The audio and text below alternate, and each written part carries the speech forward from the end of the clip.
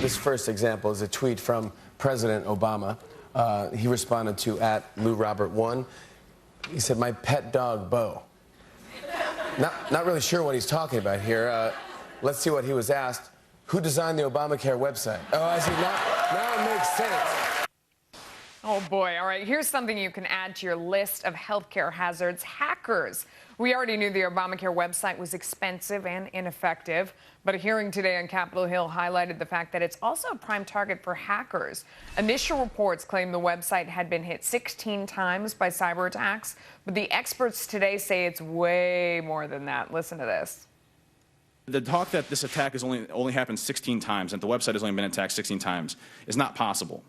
The attacks that happen on the internet are so frequently used and so frequently done that means that there's not much detection capabilities on healthcare.gov. Congressman Bill Johnson participated in those hearings today. He is here along with former White House Chief Information Officer Teresa Payton. Thanks to both of you. Congressman, let me start with you. What stuck out to you today about the hearing? Well, what stuck out to me is that Mr. Chow admitted in our hearing that the security control assessments that were supposed to be done had not been done. And when he was questioned on why they weren't done, he didn't have any good answers, and he keeps talking about the fact that they're going to be done. You know, you can't mitigate the risk of an information system of this complexity and magnitude in the future. You have to do it as you're building it, so that when you go live, you eliminate those security risks. It boggles my mind that they talk about a mitigation strategy as simply having a mitigation strategy. Mitigate is a verb, and it means that you fix things before they become serious risks. So, Teresa, what information is on there that the average person should be worried is getting out? I mean, what are hackers going after? Well, you know, first of all, I've had more questions than answers, but based on some of the answers I heard today, I'm very alarmed. And one thing that we heard today that if you accidentally type in a semicolon instead of a period, you're going to go to a fraudster's website. That's a known common practice of cyber criminals. That causes me great concern that they didn't think about that in advance. So, Teresa, how do you guard against that? As somebody who's an expert in this, I mean, what should they have done differently? Is it easy to protect against that? It absolutely is easy. You use user acceptance testing to first do all the things that we do because we're busy and distracted when we're doing stuff. We're on little tiny screens sometimes on our mobile devices, or we're in a hurry when we're on our computer. So you act like a real user and you break the system. The second piece is you bring in ethical hackers and you ask the security experts to break the system, and you ask their professional advice, would you turn this system on to the general public with these vulnerabilities open? And it looks like those two things have not been done. Congressman, I mean, what's your impression from the hearing today? Were those two things done? Oh, absolutely not. They were not done. I sat right there during the hearing and actually typed in a semicolon, and I showed Mr. Chow that concept called SQL injectors and how they could be used by hackers to break into the system.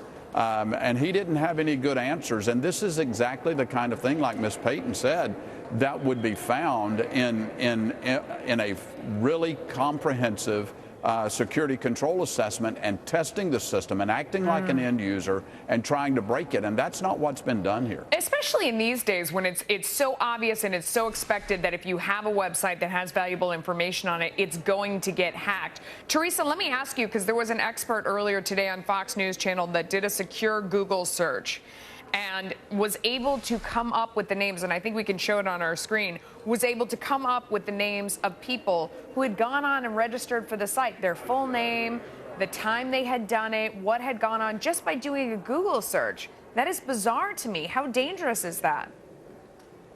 It's very dangerous. We know that hackers have been waiting for the right opportunity to get at Americans' information to do identity takeover.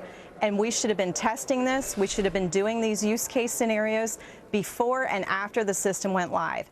And the fact that we have people who are, you know, just trying to act like the customers of this system, showing us we have these vulnerabilities without very techie testing, is absolutely scary. So, Congressman, what are you demanding now? What's the fix? Well, they've got to go back. Well, first of all, I've maintained from the very beginning, this website cannot be fixed. I can tell you in my 30 years of information technology experience, having developed and implemented systems of this magnitude, the problems were created at the very beginning when the requirements were defined in the design and the development stage. We found out today that some 40% of the system has yet to be built. And yet they continue to assert that security is fine. Well, it's not. These SQL injection techniques that hackers use, it's one of the most common ways of breaking into systems, and our people, the American people, are seriously at risk. Teresa, do you agree with that? Can this system be fixed, or does it need to be started over from scratch? You know, while the White House is hitting the reset button on Obamacare just in general, I think it's time for us to hit the power off button on the system.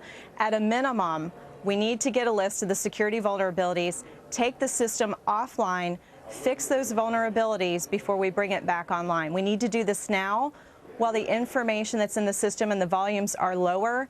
It's very difficult to change this as the volumes will get higher, and we know they will, and as there's more data housed in this system. Yeah, Congressman, do you think all the publicity surrounding what a mess the website has been and how hard it's been to use made it more interesting to hackers? Well, I think so. It certainly has drawn their attention to it. That's why I've been intentionally vague here about exactly how to go about using those SQL injectors, although I'm sure hackers that are paying attention know without me telling them. But I certainly believe that hackers, like Ms. Payton said, that are looking for ways to steal identities, and rip the American people off from their personal finances and other private information, you can better believe that they're looking at this as an open door. Yeah, what a mess. All right, thanks to both of you. We appreciate the information. Thank you.